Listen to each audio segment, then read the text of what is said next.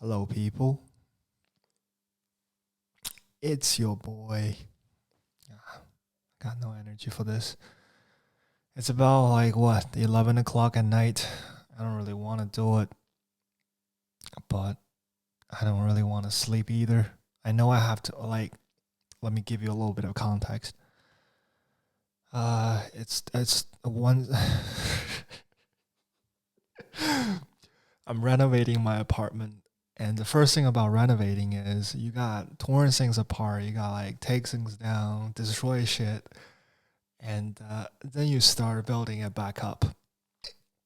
So right now I'm on the very first step. I'm taking things down. I'm having a hard time putting them back up. All right. So that was I took down all the shelving in the. You know what? Let me give you a little sneak peek. You see that? Like that's what I used to call a kitchen. There used to be shelves all the way over there on top of it, like all the shelving. Like yeah, am I pointing right? Yeah, all those space. It used to be shelves, like to hold all the cups and bowls and whatever, right? A row of them, like going from the fridge all the way to our side, like here. And I took them all down because they were just looking awkward, and the induction, no, not the induction, and also like the sucking machine. I don't know the name for it. You know the thing that sucks air into it when you're cooking. Yeah, that thing. The hub, is that what it's called?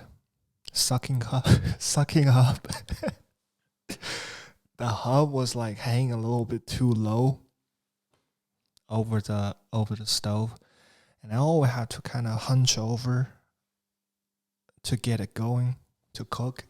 So I didn't like that. I was like bumping to my head when I try to clean up the working space in the kitchen. So what I did was I took it down and I look at the shelves around it, and it was just even more awkward now because there's a hole in the middle.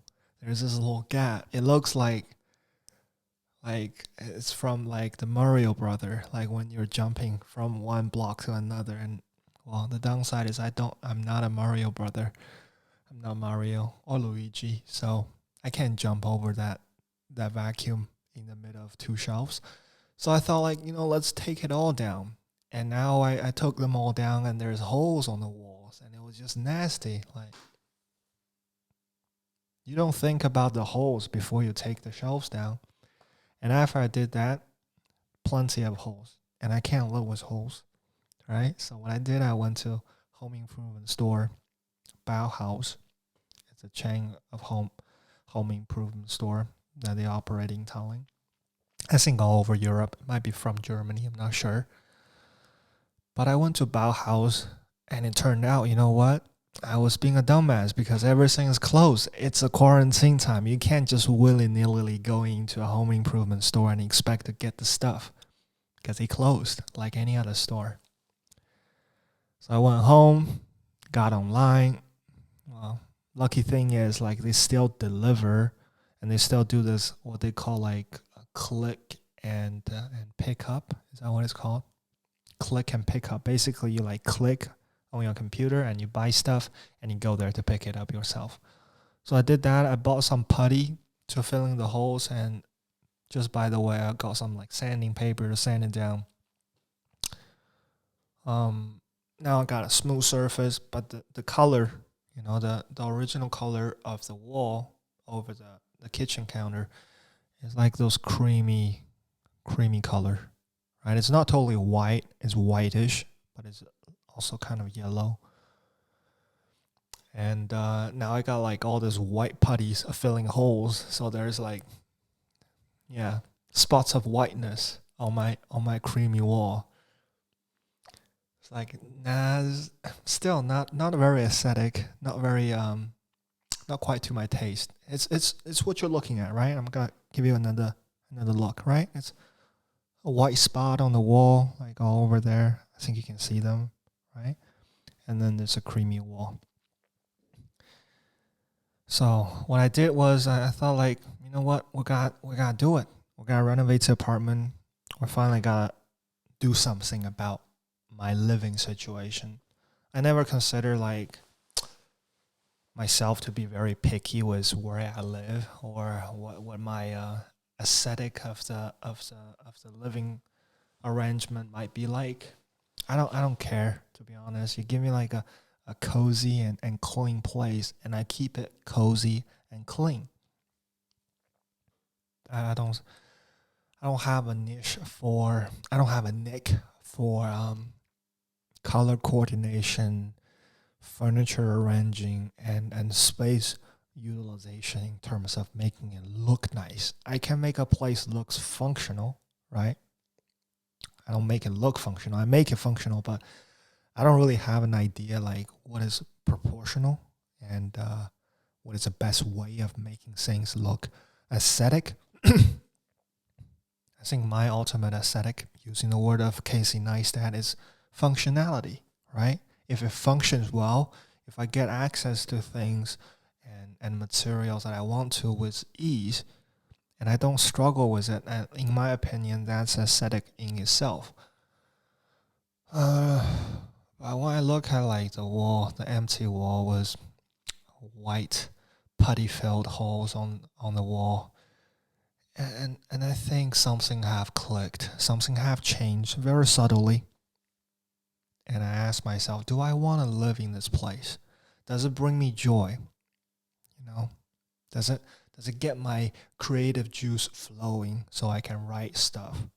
Obviously, obviously the answer is yes, right? I lived here for 4 years. I have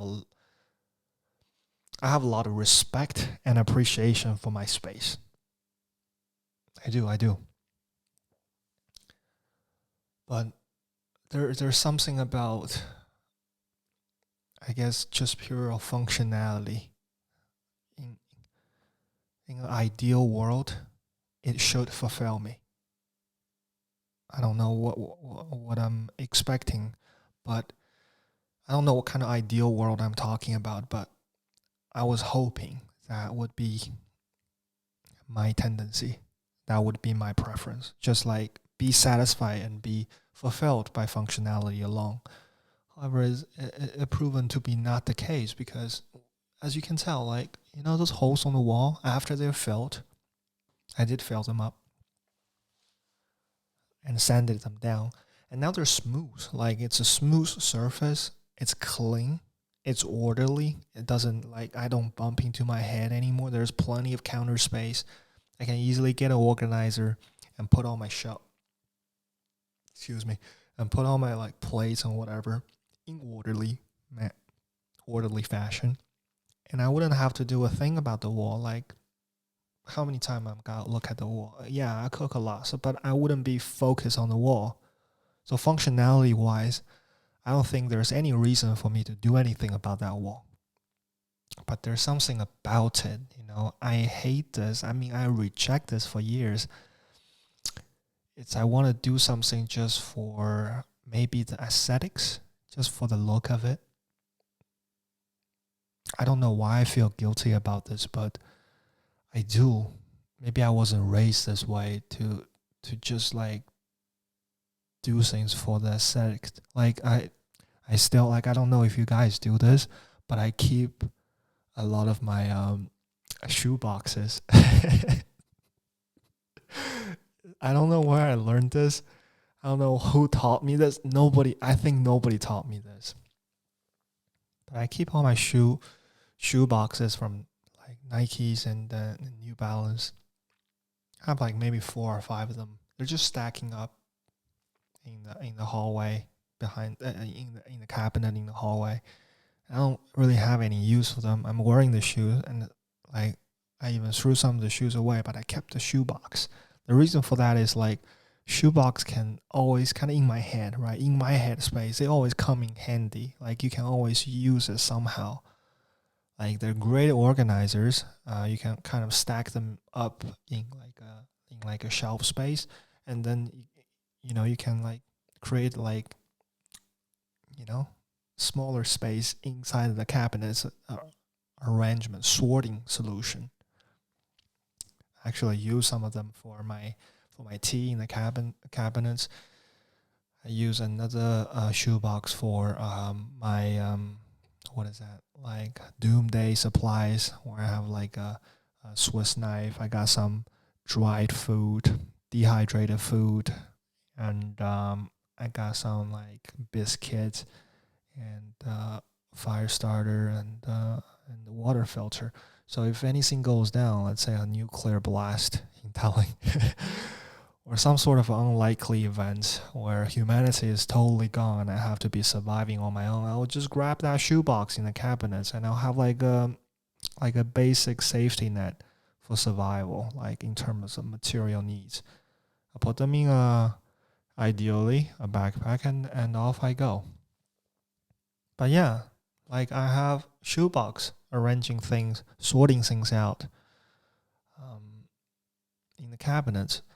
You see, like that felt like the old me. That felt like the person that craved functionality and was satisfied with functionality alone. I wasn't even going into thinking, oh, maybe it's somehow wrong to put a shoebox in the cabinet for tea. Like maybe it doesn't look that pleasant. It never really crossed my mind. It's a logical thing to do if there is some sort of a cardboard that came for free. When you purchase another item, you utilize it for your goods, for your own use. It's creativity somehow, right?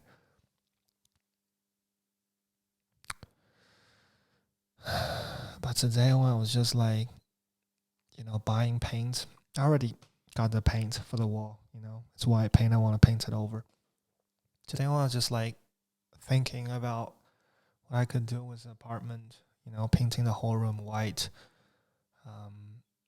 getting like a comfy reading chair over here in the corner.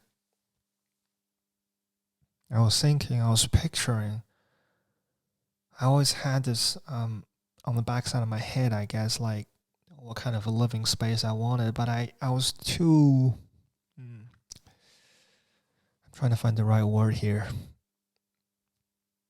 I was almost kind of like too embarrassed to bring it forward just because it feels too posh. It feels a little bit too bougie, I always identify as a brute. Is that the word, brute? Like somebody who don't really think too much about aesthetic, who is not like, thriving for that bougie lifestyle, that, new age, woke, very self-caring lifestyle. I never wanted to be like that, right? I rejected that intentionally. I want to be a brute. I want to be somebody who pick up the fork and go to the field to work. I don't do that. I'm academic and I write. The only exercise I have done for years is like not physical work, just going to the gym, which is very regulated if you think about it. It's a imitation of work, but it's not work in itself. You know what I mean? It's like a desperate cry. It's like a desperate cry for authenticity and the brute kind of life, but unable to be fulfilled with the modernity and with my own lack of will power to actually go out and live in the wild. So yeah,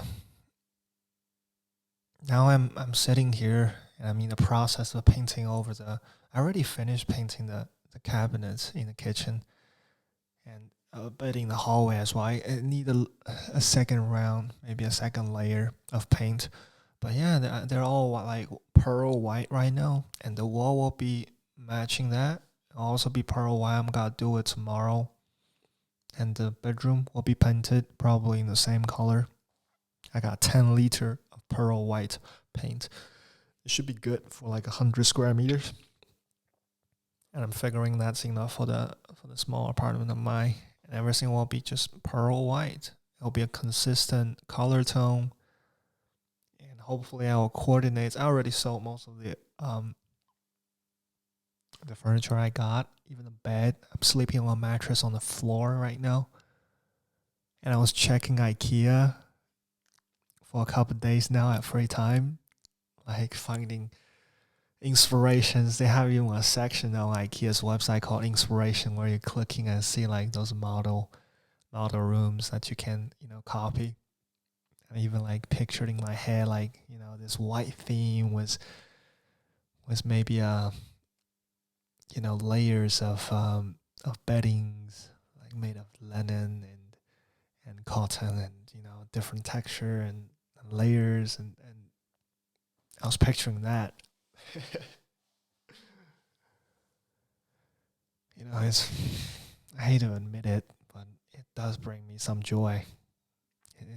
Just the idea of uh,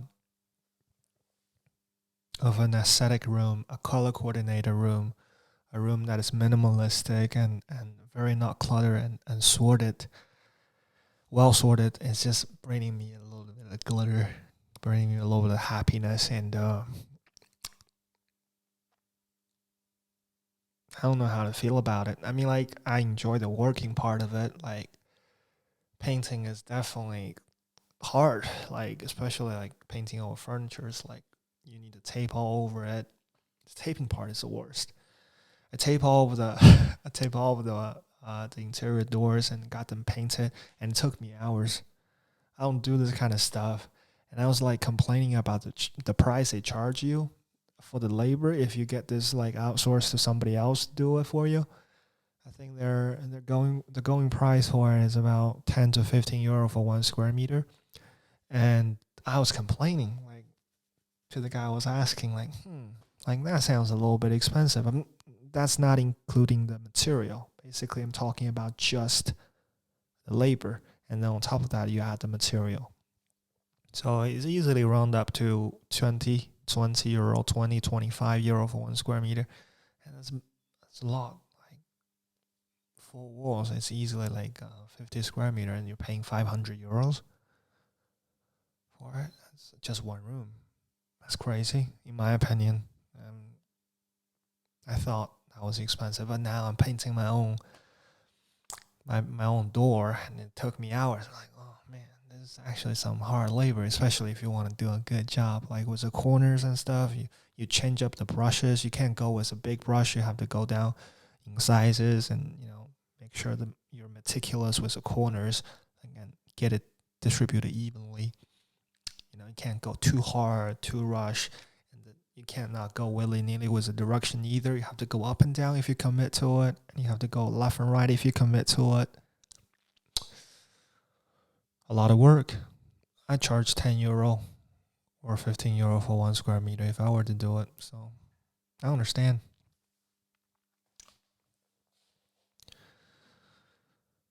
But yeah, hopefully in a couple of days I'll sit down again, and show you like what the place is gonna look like. I have high hope for this like renovation project. I'm doing everything like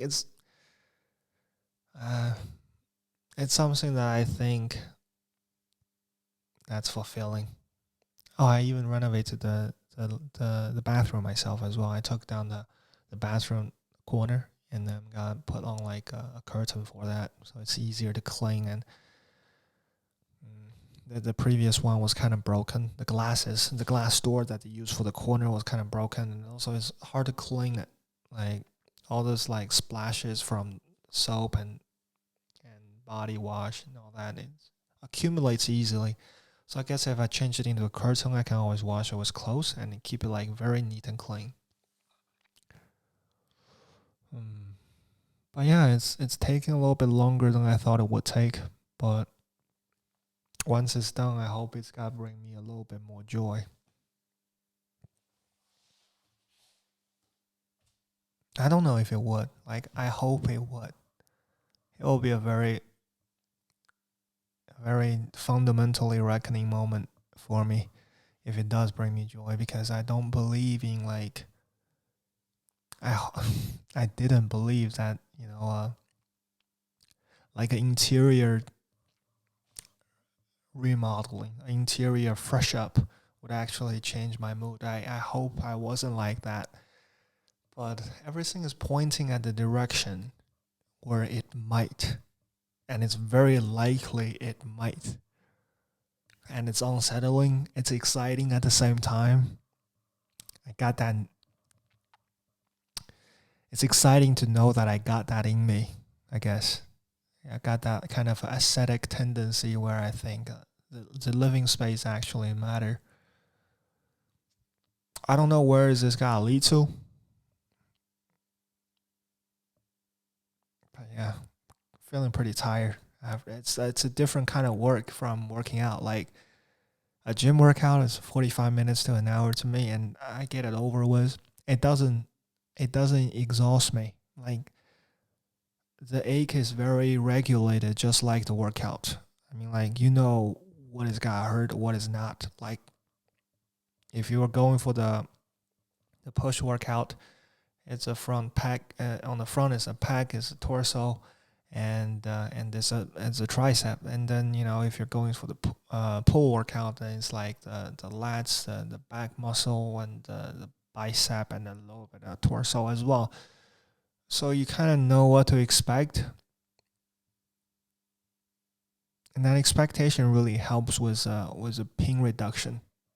Once the workout is done, like I feel the burn, I feel the stress that was invested in certain aspect of my physiology. But now I'm expecting it. I know you're gonna be there. So what? There's nothing you can surprise me with. And if it's routine, like I'm working out maybe every day, or at least like maybe 5 days a week, 5 to 6 days a week. It's routine.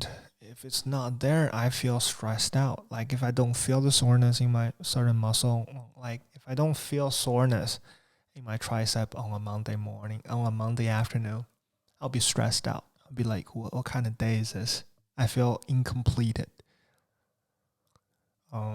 Monday feel incomplete without tricep burn. But working on like home renovation is a totally different ball game. Like I don't know, I don't have prior exposure to this kind of certain movement of my body, like brushing up and down. And this is not the movement I engage with when I go to the gym, like brushing motion. Like I almost never brush in the gym or anywhere. But I did it all day, and it's a certain kind of stress on the muscle, and it's new. It's unsettling, yeah, and unexpected, yeah, and it's particularly tiring because it's unexpected. Right now, I'm feeling destroyed. Like I could barely open my eyes and open my mouth. I'm just talking because I don't know. It feels kind of therapeutic to do this podcast thing. Um, but yeah, I'll show you the progress later. Like hopefully this is gonna turn out to be like a more minimalistic apartment. I used to think it was minimalistic already, but I think now I threw out even more stuff. The bathroom looks huge. I could sleep in there now. And I deep clean every corner of it. I got on the ground, got on my knee, and just like brush it down, like all corners. I can lick the floor. I wouldn't be too terrified with it. Like previously, maybe no, but now clean, spotless. And same is gonna happen to every corner of the apartment. I'm gonna clean it all down, throw away things I don't use, and get things sorted. Like maybe not using shoebox anymore. It's just not. I'm not on that page anymore. It used to be a part of me, like the shoebox guy, the guy who put shoebox in the cabins. But it doesn't feel like me. I feel like something is expelling it out of my system, and I don't know how to feel about it. Mm, it's all just changing, man. All of it.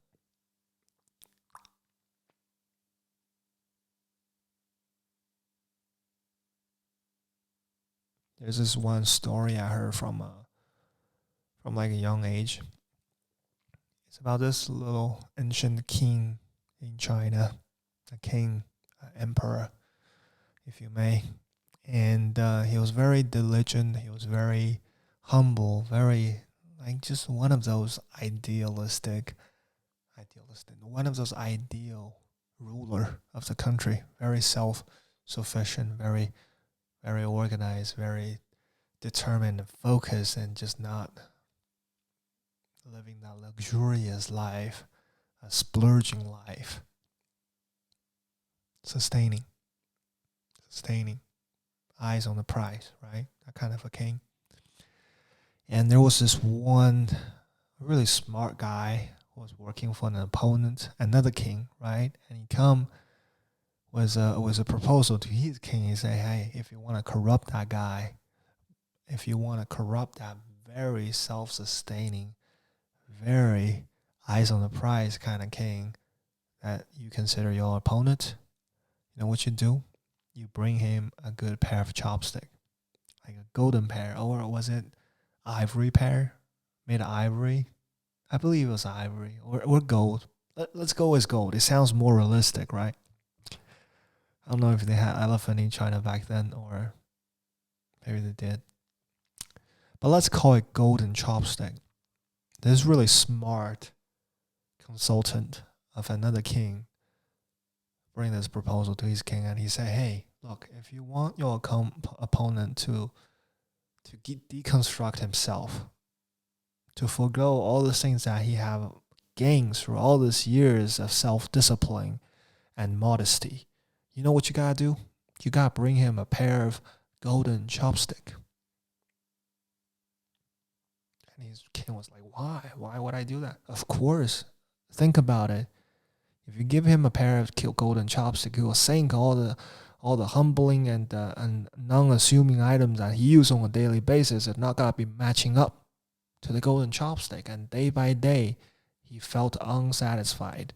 He felt like a lot could be improved from the standpoint of the holder of golden chopsticks. So then he felt like, oh, my clay-made bowl is not enough. Let's change it up. Porcelain, maybe. That matches a golden chopstick well. And now we change the table.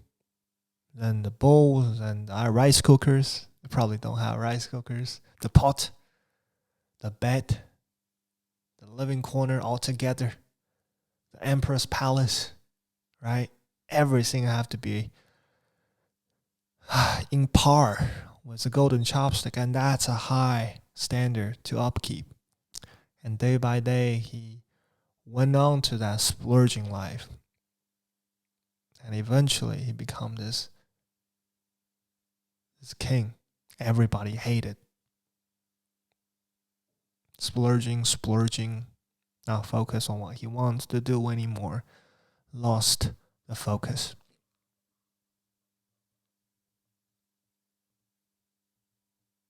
Focus, man. Like, focus. I find it hard. Like, I really find it hard to focus. I guess I tried all the technique that I know of to keep myself focused.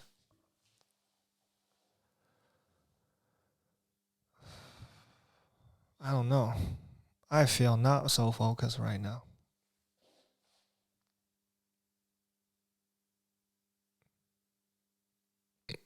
You know, renovating the apartment.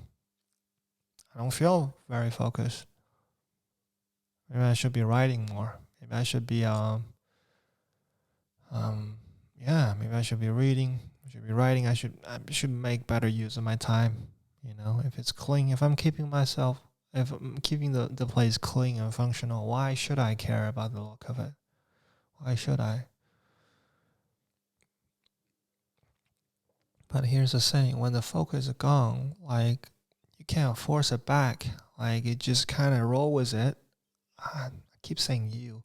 I don't know how to call it back. It just come and go as if it has its own will and its own agency. I don't know how to get it back. It just has its own mind. It almost feels like.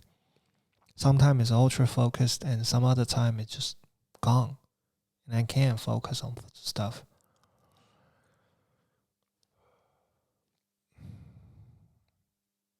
A personal characteristic, I figure.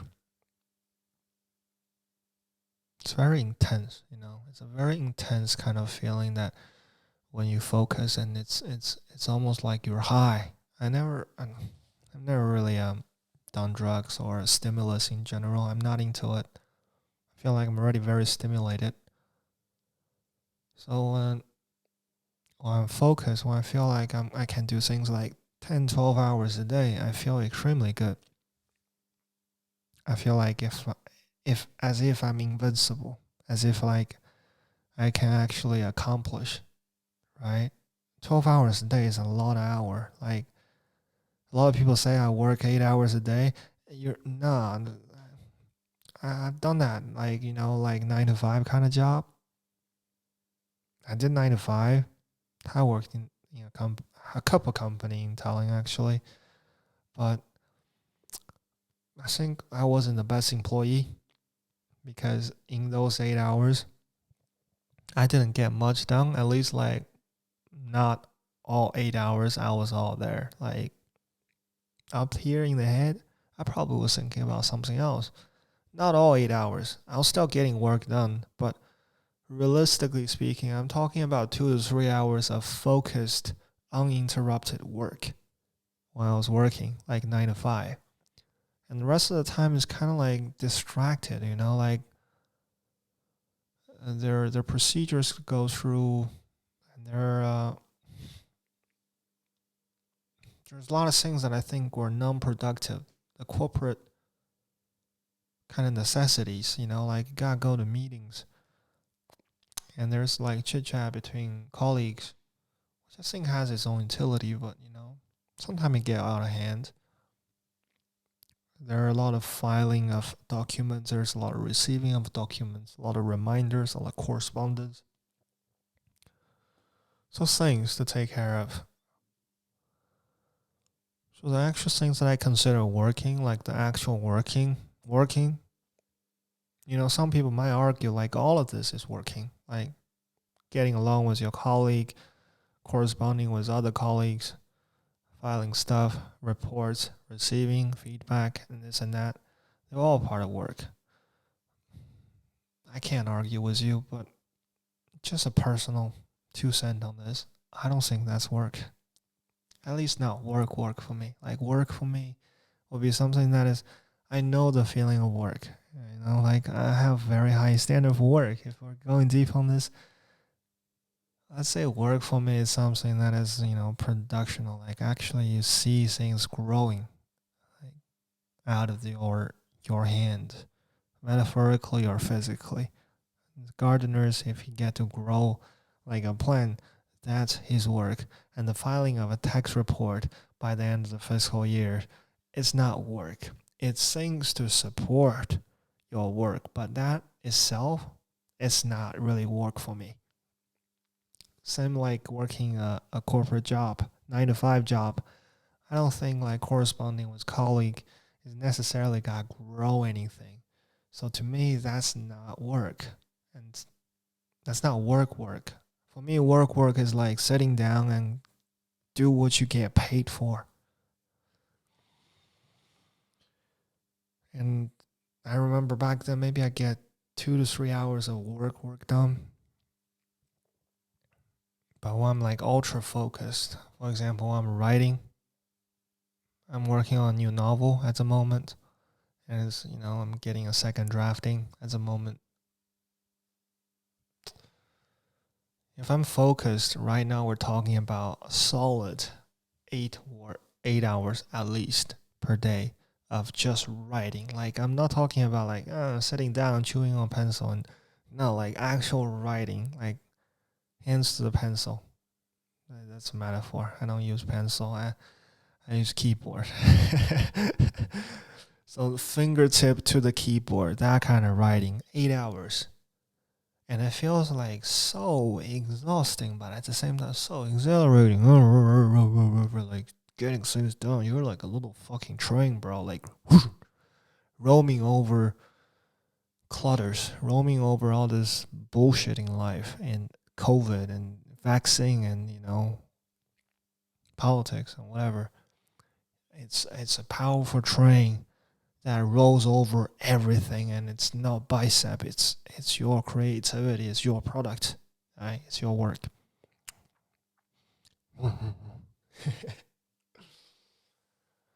But I'm like, but for the past week, I'm feeling uninspired. I don't want to work. I get to write maybe 1 to 2 hours a day, and the rest of the time I was looking at the wall, the yellow, white putty spotted wall over my kitchen counter. I'm looking at it. I'm thinking, what can I do with it? Like, what's the most aesthetic look for my apartment?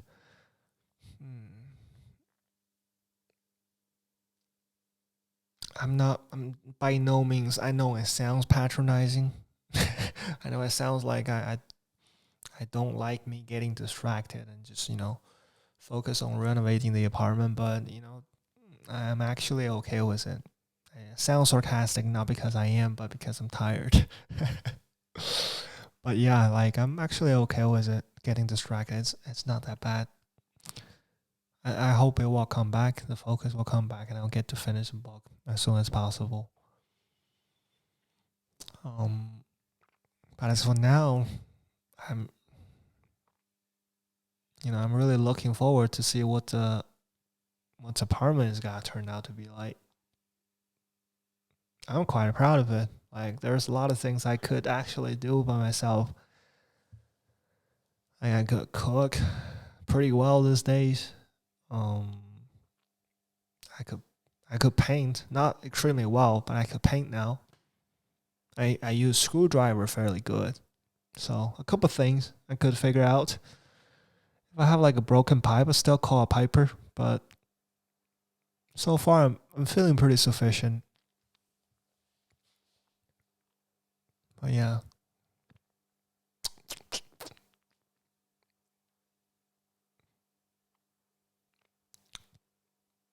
I know it's I say this sometime to people that I like aerodynamicness. I like to feel very that I can cut through time and space and just this anomaly of existence of an existence, and just like so smooth and sharp, and I'm like that butter knife cutting through butter. I want to feel like that. I want to feel like unstoppable. Is that the word? Like I want to have contact with the world, right? I want to be a part of it, but at the same time I want to cut through it. All the messiness, all the untidiness, all the unpleasantry. Unpleasantry. It sounds like a good word. I'm pretty sure it's not a word. All the unpleasantry in life. I want to cut through all of it. Just like a little razor, basically cutting through all this nonsense that I call life, but at the same time having close contact with it in forever and perpetual movement through life with no attachment to anything. It just constantly touch and go, touch and go. It's constant cutting through, cutting through. You feel the resistance, but they don't slow you down.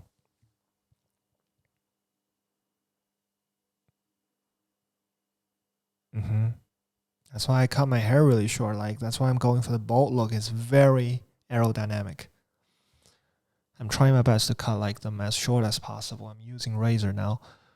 But yeah, you get the gist of it. Like focused, aerodynamic, cutting through life. But yeah. But yeah, I'm not very confident with the life choices of my as of recent. You know, a lot of bad decisions, a lot of reckless decisions that lead to reckless behaviors, and yeah, let's see. Let's see. Let's see. I'll keep you posted. But I'm like really tired. I could fell over this microphone right now.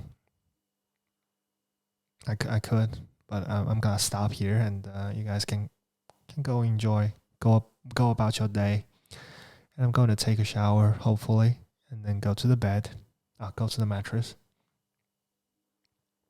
Man, man. I really want to. I really miss home. To be honest, I really miss home. I want to. I want to visit. I want to visit China. I want to go back and take a look. You know, just a sneak peek. I'm kind of scared of it. I think I expressed that at plenty of times. I'm scared of the country, and it terrifies me. Like I'm afraid to say how it changes. I'm afraid to say that I don't recognize it as the one that I grew up in. I'm terrified of the unpleasantry that would ruin the memory that I'm so fond of. And this COVID thing is not making it easy right now. If I were to go back, I'll probably pay like triple the price for the airfare, and then 14 days of compulsory quarantine in a designated hotel room in solitude just by myself. And then following a 7 day follow up quarantine at home with my parents, and then a 7 day restricted movement just in my neighborhood without like the ability to go to crowded places. So it's a month of like restricted movement, and I don't know. Uh, I played the idea with my parents. I say, hey, maybe I should come back and take a look, and I don't know. I don't know.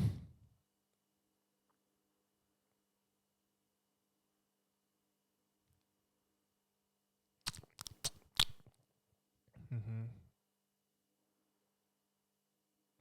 Yeah, I started using Clubhouse a little bit more. I really like it actually. I mean, like it's not extremely pleasant to hear people like promoting their products and talking about shit as influencers, but there are interesting people up there. But you just gotta be very selective with the channel and the rooms that you go to.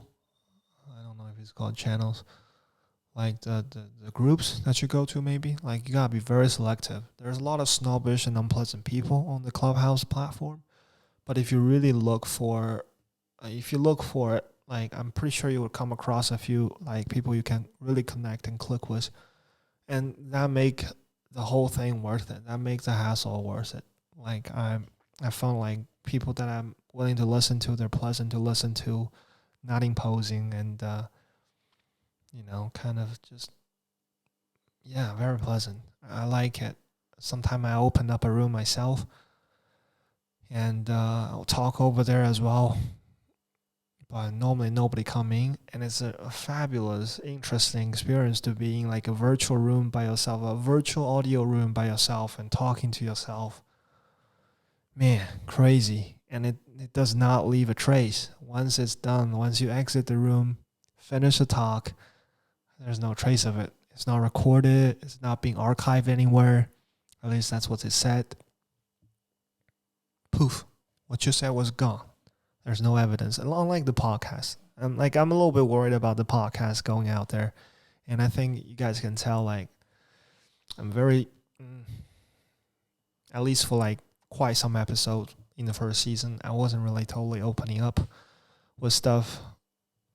I was just talking about like very detailed story, but without giving too much context because I'm hesitant to leave a trace on the internet.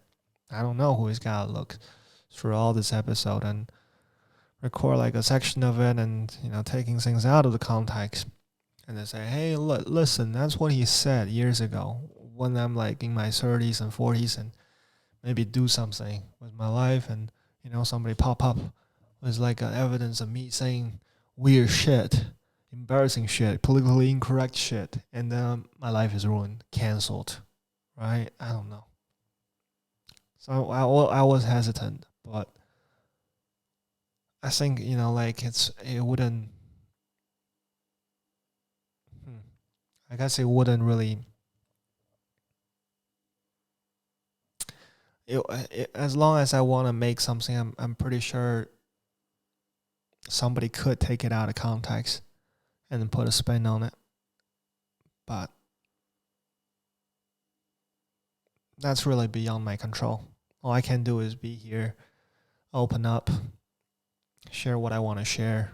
And I really don't think I could live like the decent life that I am, like mentally speaking. I don't think I can live the decent life I'm living. I have the privilege of living as of right now. If it wasn't for this podcast, it's not a popular podcast. But it's a personal one. You know. I know some of you are listening, and it brings like a warm feeling, man. Like I feel good talking to this. I mean, like there's no instant feedback.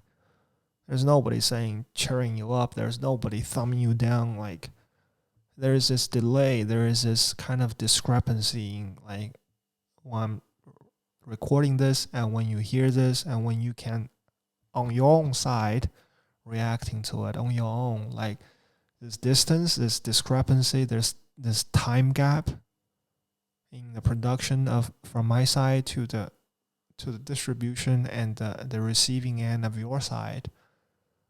All this like leap in time, it make it so precious for me. I know it sounds kind of do in the air, and it probably is, but I'm telling you the truth, like this is how I feel, you know?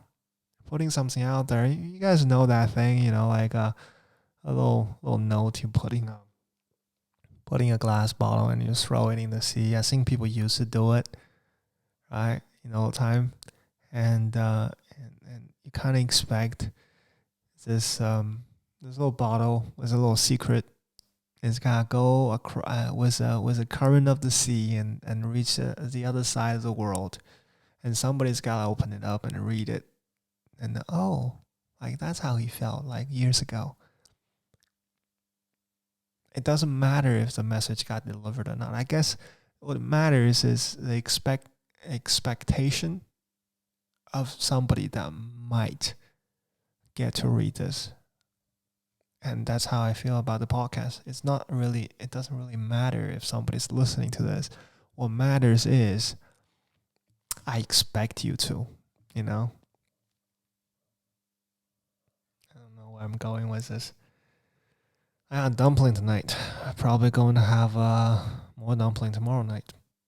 But yeah, next time you see the room, it's got to look tremendously different. And before that, take care of yourself. Stay out of trouble. Don't get COVID, I hope.